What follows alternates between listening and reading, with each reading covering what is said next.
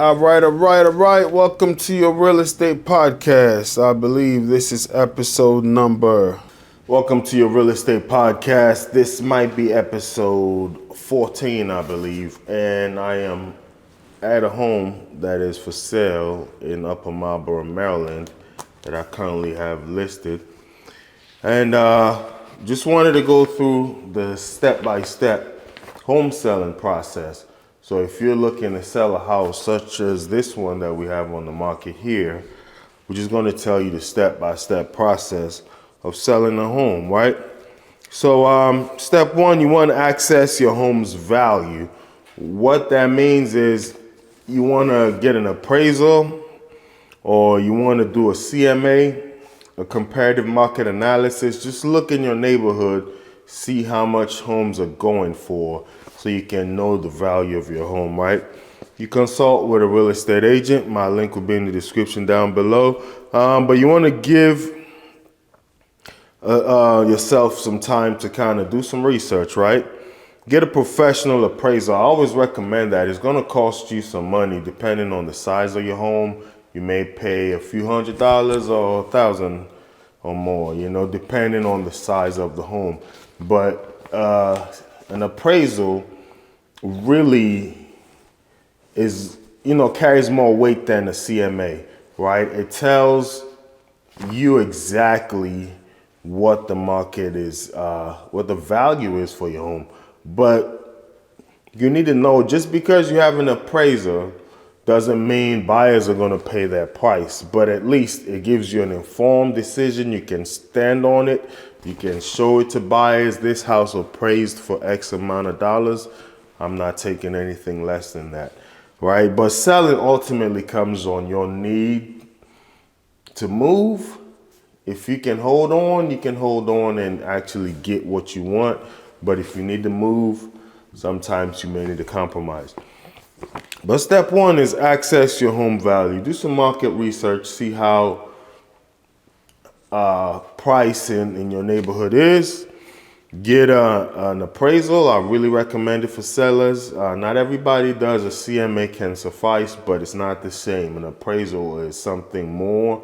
Appraisers, especially in the state of Maryland, require licenses. They are held to a higher standard as far as what they say can actually stand in court, as far as value and things of that nature. It's always good to get a second opinion, but get a home value. Step two is choosing a real estate agent, right? Having a good real estate agent can make a huge difference. And I've said this a few times. I interview for sale by owners all the time. They interview me all the time. And some of them stick to their guns. They say, oh, I've sold houses on my own. I actually got a video about selling your house by owner. I can see the pros and cons of that. But trust me, people worry about this 6% or 5%, whatever the percentage may be, that you may need to pay agents. Truth of the matter is, I have seen this one too many times where people try to do it on their own and they sell for a little less than it would have sold for if you had an agent, which kind of balances things out. Anyway, it helps set a competitive price, right? Like I said, the CMA, those are normally created by agents. So agents can help you get competitive pricing. They can market your home effectively. For instance, this home that I have here, as far as the views on social media, it's well over 10,000, right? All the printouts, the emailing agents in the neighborhood, just home buyers that I have a huge list of. Not to say the seller won't be able to do all those things, but this is what I do. I collect a database of home buyers and investors that I can reach out to. And I have thankfully a social media presence as well. Negotiating offers. It's almost as though you're doing the biggest transaction of your life for the most part. Selling or buying a home is the biggest transaction most people will do in their lifetime. Why would you come into this just by yourself when the buyer is coming with a professional who negotiates prices all the time? Once again, some people stick to their guns. They know how to negotiate. They feel as though they can do it. That's fine. But it's almost as though, let's say you go to court, you get sued, and you're defending yourself, but yet the state or whoever is suing you is coming with a professional attorney that knows all the laws and nuances, just little things that can convince the juror. Same goes to a real estate transaction. And sometimes you get sued for $20,000, $30,000. Oh, I need a lawyer. But you're selling a home. The average home in Maryland is about $400,000. You're selling a home for hundreds of thousands of dollars, and you're negotiating with a pro, somebody who may. Some of these teams, they sell 100 plus homes a year, and this is the only time you may sell a house, or the second time you ever sold a house, but you're going up against a team of people who sell 100 plus homes every single year. If you have that much confidence in yourself, hey, go for it. But I always recommend getting somebody that can negotiate, who does this all the time, right? Handling paperwork and legalities. So in the state of Maryland, you got to keep your records for 5 years as far as us real estate agents for transactions, successful and unsuccessful. But last year and the year prior to, there were a whole lot of lawsuits and things ongoing. Some got settled, some are still, in the works. But these things come back to bite people as far as lawsuits, right? Any transaction as far as the Maryland Real Estate Commission, you have 3 years. Once again, I'm licensed in DC and Maryland. But in the state of Maryland, there's 3 years. This home is in Maryland, so we're talking about Maryland right now. But this applies nationwide, right, for the most part. And at least in the state of Maryland, a buyer has 3 years to come back and sue you for, as far as agents, not sue, but complain to the Real Estate Commission that they were unfairly treated, a buyer or seller, right? So just being able to have the proper documents, for instance, the contract of sale is 11 pages.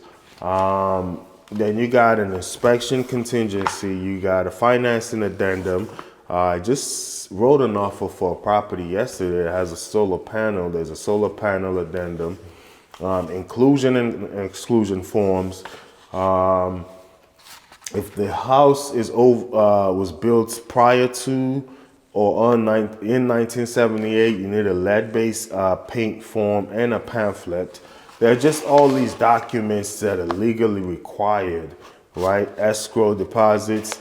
Once again, you can Google these things, Chat GPT, whatever, but these are things that can come back to bite you as far as a lawsuit. So you want somebody that knows how to handle these transactions, has done them a lot, and that can get you to the closing table without any hiccups, right?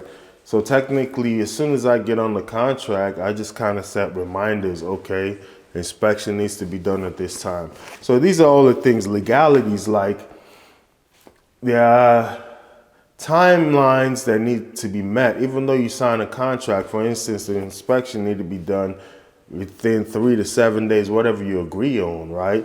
The earnest money must be deposited at this time. Just things that need to be done at a certain time. And if these timelines are not met, the buyer or the seller may be held liable. So just understanding those legalities and all the required documents by the state of Maryland alone, or DC, or wherever you may be, right? You just need to have those things in check, right? That's just a plus that a real estate agent can cover for you. And on top of it all, if you have the time to look it up, everything is online, really, if you can do your research. But like I said, I have videos talking about the home buying and selling process, as I am doing now, and I can go into more details.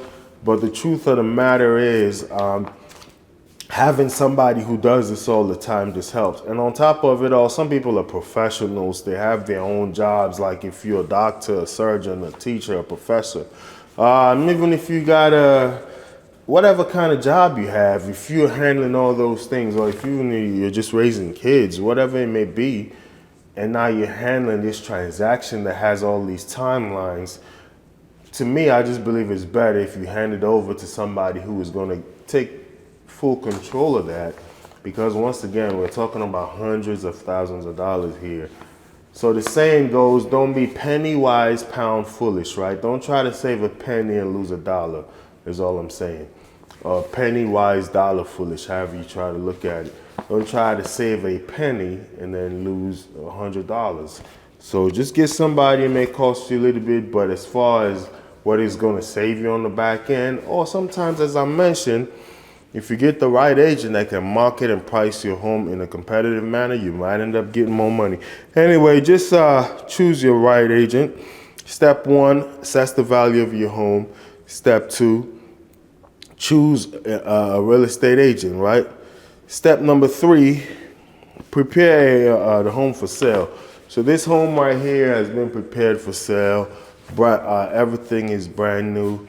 It was renovated except for maybe the HVAC unit, but that even was inspected by HVAC tech.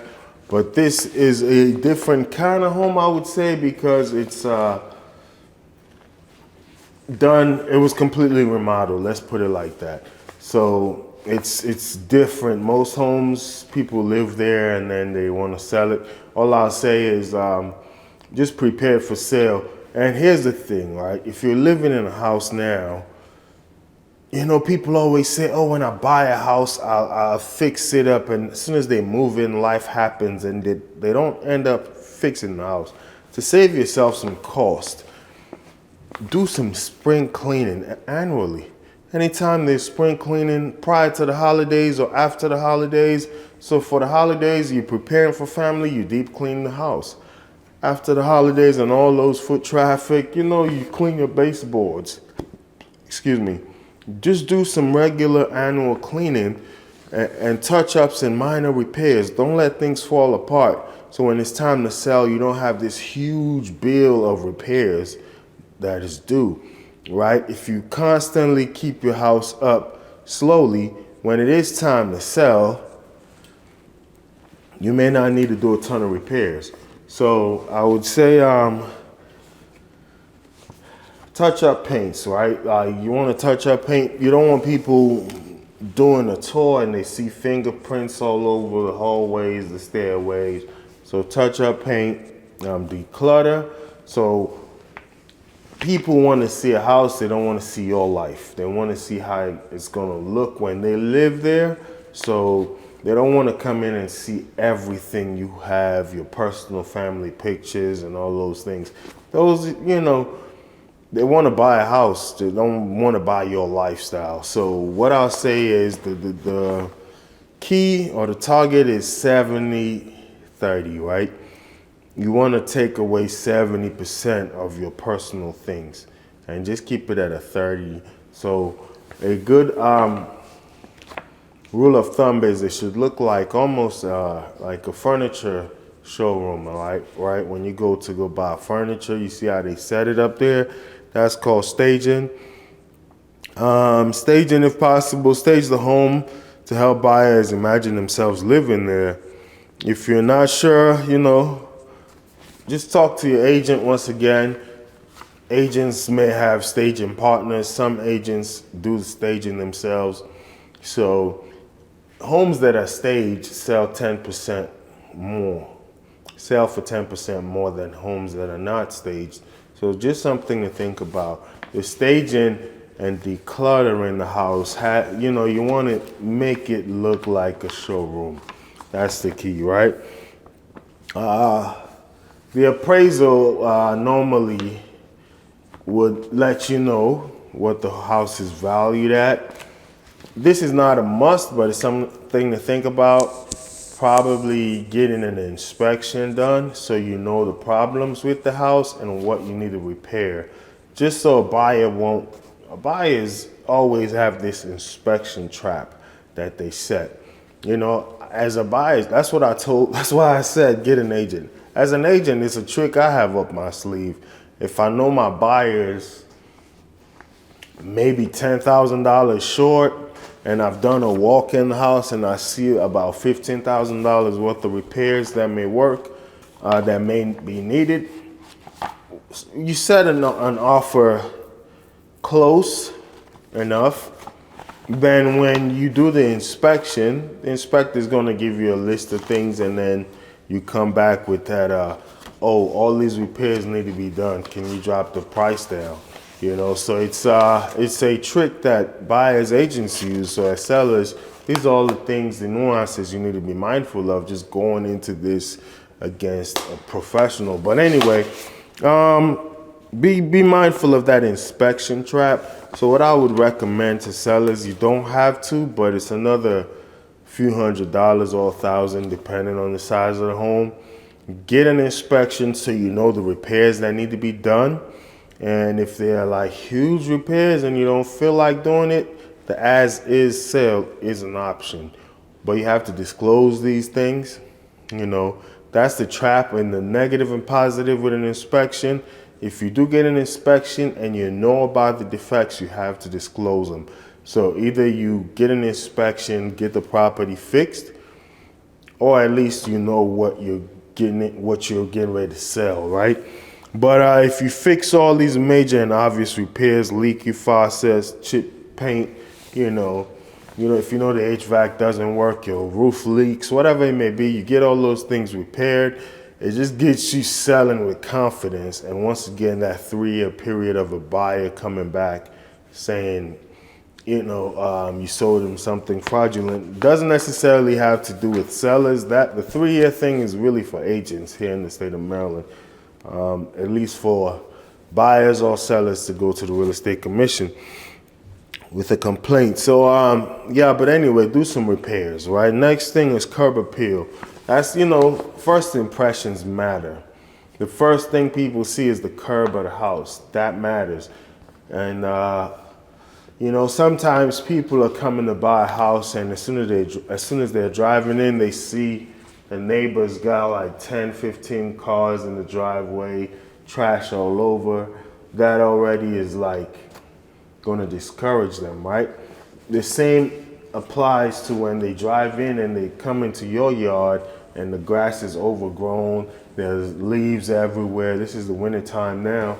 So let's say the fall, all the leaves that fell down were not blown up, you know, and it just looks like a mess. That takes away the value. You know, you want people pulling in and saying, wow, I want to live in this house. So curb appeal, make sure the exterior of the house looks good. Mow the lawn, trim bushes, add fresh paints or flowers, right? That's something you can do to just add value to the home. So sometimes they say fences can increase the value by $3,000 to $5,000 depending. Not to say you should, but just something to think about. After that, the next step we'll say is set a competitive price, right? Set a competitive price. If you price it too high, buyers may be scared away. Price it too low, you could be leaving money on the table. So that's what an appraisal is for, and that's also what a CMA is for. Step one, again, get yourself do some market research, right? So pricing it properly is good. Your real estate agent will help you set a competitive price based on your home's value, market conditions, and comparable sales in your neighborhood. So just set a competitive price, right? Step 5 would be marketing the home, right? Online listings, you know, for sale by owners, don't go on the MLS. The MLS is the multiple listing service that agents use. Once we put it on the MLS, it kind of saturates every MLS affiliate, such as Zillow, Redfin, Rocket Mortgage, and things of that nature. All these websites get it instantly as soon as we upload it on the MLS. But if you're doing a for sale by owner, now you got to do Facebook Market, Redfin, Zillow, Rocket Mortgage, Homes.com, Sold.com. So many different websites that sell houses. You need to put your house, upload different for sale advertisements in different websites. For realtors, once we do the MLS, it covers pretty much all of that. There are some extras that we can do with sites that are not affiliated with the MLS. Photography, high quality photos can make a huge impact. One thing I got from the seller of this home when he looked at the listing, man, those pictures look very good. And it's just something to think about. Just get a professional photography, right? As I mentioned, online listings, make sure your home is listed on a real estate website like Zillow, Realtor.com, etc. But putting it on, putting it on the MLS covers all of that. Photography, high quality photos can make a huge impact. You want your home to stand out online. So when it stands out online, it draws foot traffic, right?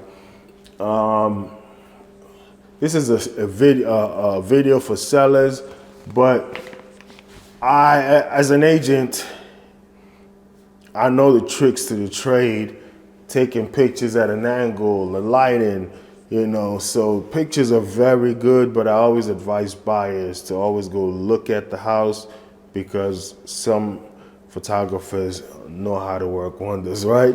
And what you see online may not actually represent the home you're going to purchase.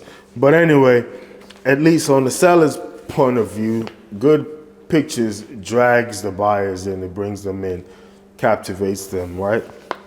So that's that. Back to that first impression. When they see the picture, it pops out, ooh, I got to go check this out in person.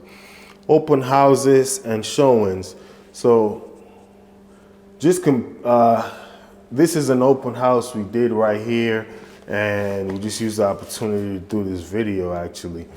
So open houses gets buyers in, people in the neighborhood that may want their friend to move next to them, a family member to move next to them.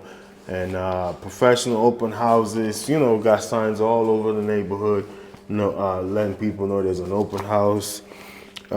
We advertise it a couple weeks in advance, but just do open houses, and you got to be flexible with showing. Good thing about this listing here, it's vacant, but if you live in the house, you got to be flexible with showing. Be ready to move in and out, at a drop of, maybe you request an hour's notice or 2 hours notice, whatever may work for you, but be flexible with showings. The last thing you want is a buyer that wants to view the house and you can't step out to let them view the house. So your agent may organize these, to get more people in the door, but as a seller, be flexible with showings. You got to be able to step out. Social media, many agents will post about your property on platforms like, Instagram, Facebook. You can, and when you sign your contract, your listing contract, you can state whether or not you want this done. Here are some things to be mindful of. I went to $1 million showing about a couple weeks ago, and we noticed every single netting, like the screen on the back windows were ripped open. It's like people were trying to open the windows from the back. But it was a new construction, so the contractor put these little clips on top of the window, brand new windows with a clip on top of them, so it prevents people from being able to open the window from outside. Good thing for that.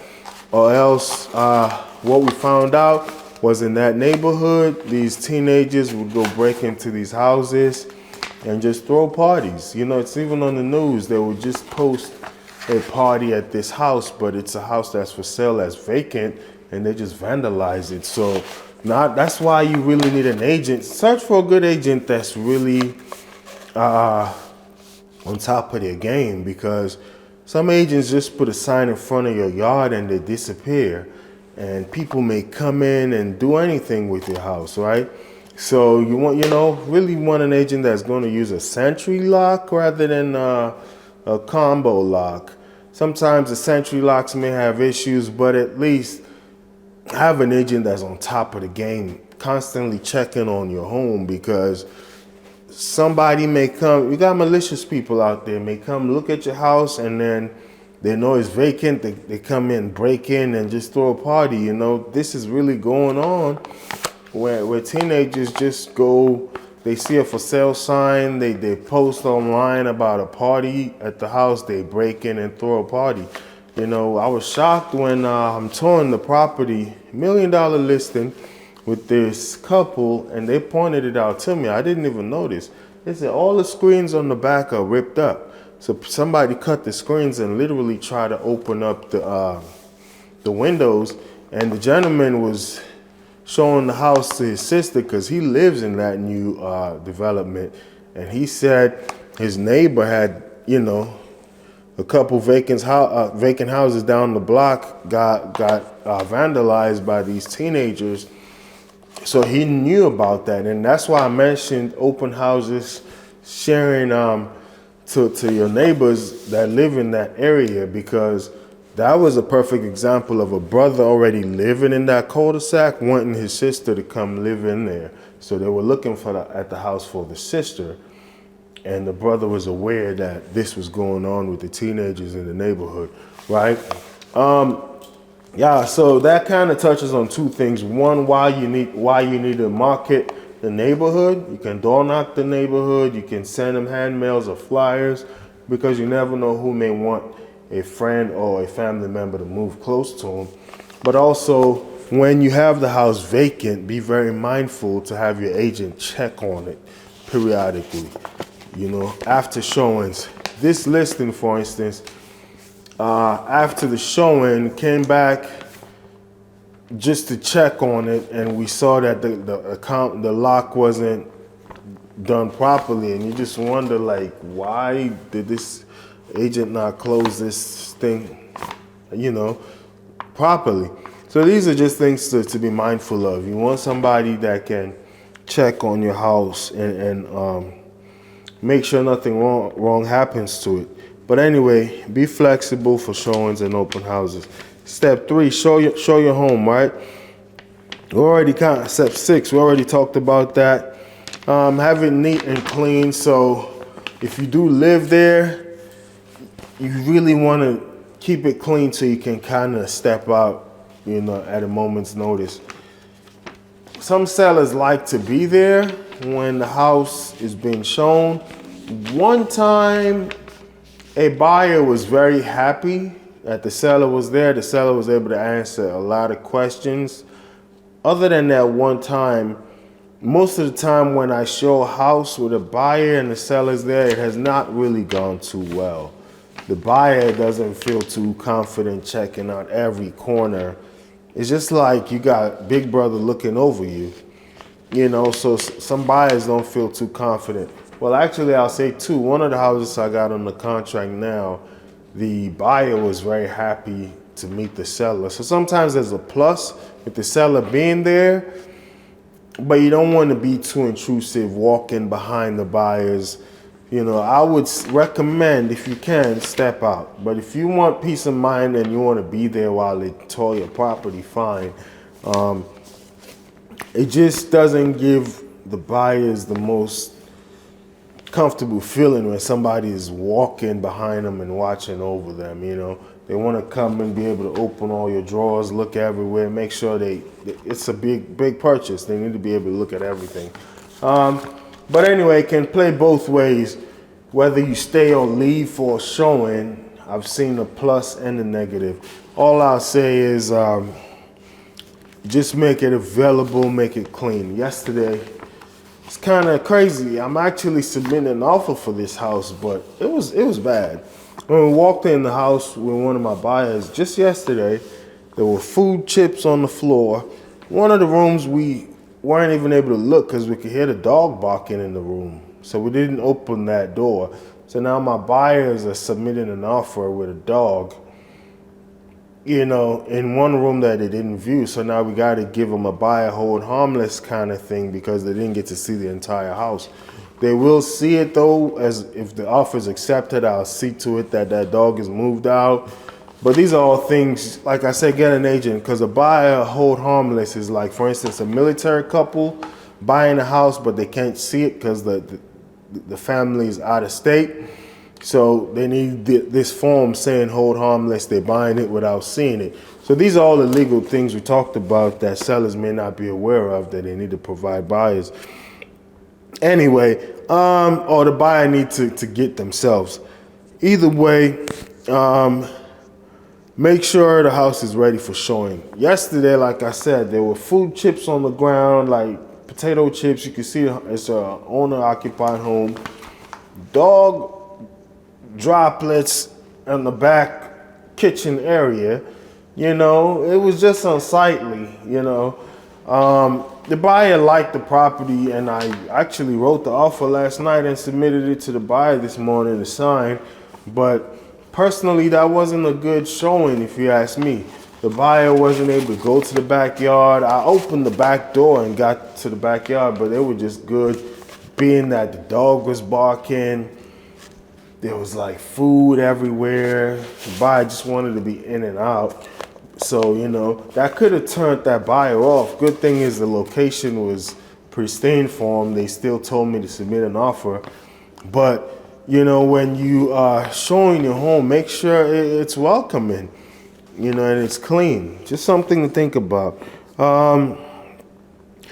Step 7, review offers when you do get offers. So sometimes you may get an offer that is super high, over asking, but it gives a 2-month closing period.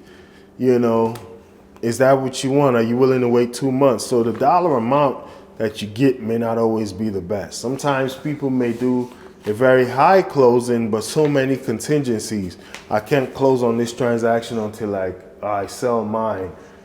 Are you willing to wait 6 months till somebody sells their home before they can buy yours? So just the dollar amount may not always be what to look for. Sometimes people can close in a week, but it's a very low offer, a cash offer. So reviewing offers. You can do that, you can make that decision, but once again, a good agent can help you with that. But you can all just understand the terms. Look at things like offer prices, contingencies, closing dates. Just because the offer price is super high, if they got so many contingencies such as financing a contingency, inspection, that's cool, those are standards. But how about selling their home prior to buying yours? Just things of those nature, right? Of that nature. Consider your options. You can accept, reject, or counter an offer.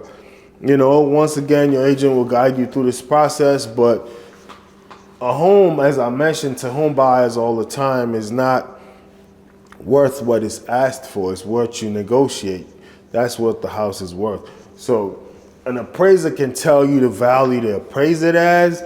The state, I just got my state taxes for my personal home yesterday as far as what the state values my property for. So the state may give you their number as to what they value it for and then tax you accordingly. A real estate agent may come with a CMA, but at the end of the day, what your house sells for is what it's worth. What the market is willing to pay is what it's worth. A few years ago in the pandemic, houses were selling for over $100,000 above asking. Now, you don't get that as much, It's not as competitive anymore. Things have started to slow down. It's leaning more towards a buyer's market, right? So just something to think about, right? Consider your options. You can accept, reject, or counter offer. What you negotiate is really what your house is worth, not what you ask for. Right, and we talked about negotiating. You may need to go back and forth with the buyer, especially if their offer is below your asking price, or if there are contingencies like needing to sell another property. Once again, your real estate agent will help you negotiate this step, or walk through this step, or negotiate on your behalf. You got some people, you know, that are good, they're good at bargaining. Some people can sell ice to an Eskimo, but some people can't hackle, you know, or haggle or negotiate and go back and forth. You know your strengths, right? But get an agent that's good at negotiating.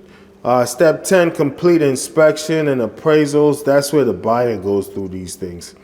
They now get their appraisal out there and their inspection out there, and then you negotiate after inspection. Told you about the inspection trap, where buyers may come close to your asking or even offer you asking, do an inspection, then come and try to bring down the price. That's why I recommend for sellers, you do the inspection, you're on top of your game, make sure you've already fixed everything so you don't get blindsided by another inspector. So if an inspector comes and gives you all these problems they find with your house, you can then present your inspection report and say, no, I have my inspector, they said these things were up to code. You don't want to be blindsided, right? So just complete the inspection and appraisal phase. This is separate from what you did in prepping the house for sale. This is now the buyer doing their appraisal and their inspection, and then you negotiate after that, right? Finalizing the sale.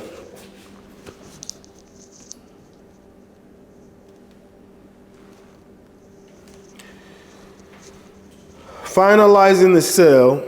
Once all contingencies are cleared, inspection, financing, you go to closing. Here's what will happen. You sign paperwork. You need to sign the deed, settlement statement, and other closing documents. Transfer of ownership. In the state of Maryland, when this happens, normally the buyer walks away with a key. You as a seller, you walk away with a big bag of money. Well, you don't really walk away with the cash, right? Things get wired, but you get what I'm saying. Paying the closing costs, all of this is really done by the title company. They do all the transferring of funds, right? So 9 times out of 10, you don't have to worry about that. They're going to pay the taxes, pay the buyer's agent, pay your agent. Just transfer all the funds and you get what you get, right? Even they even pay the loan. If you still have a balance on your loan, title companies normally even cover that, and then you just get a check for selling the house. Hopefully you get a check, because you do have short sales sometimes where people sell houses below what they owe and they don't walk away with anything, right? But if you have equity in the property, you can get some money back. That's the goal, actually. Step 12 is moving out. So for instance, the offer I told you about that I just wrote last night,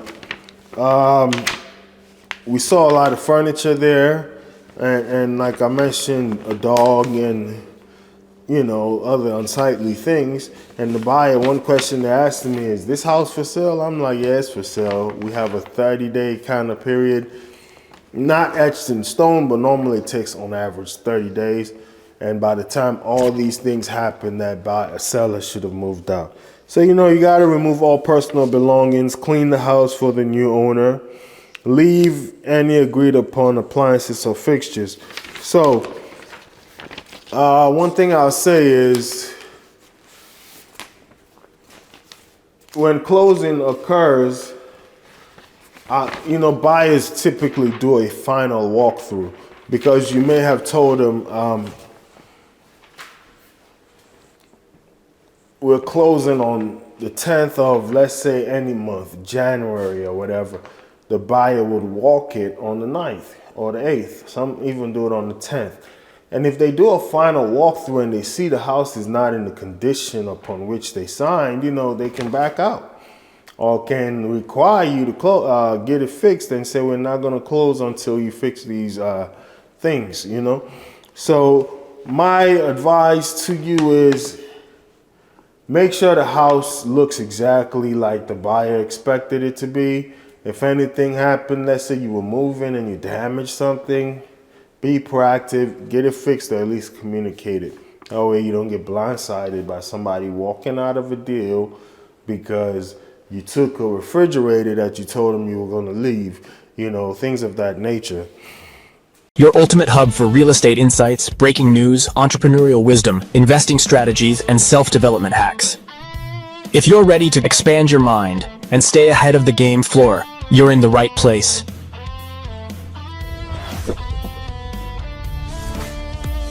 Subscribe now. Your future self will thank you.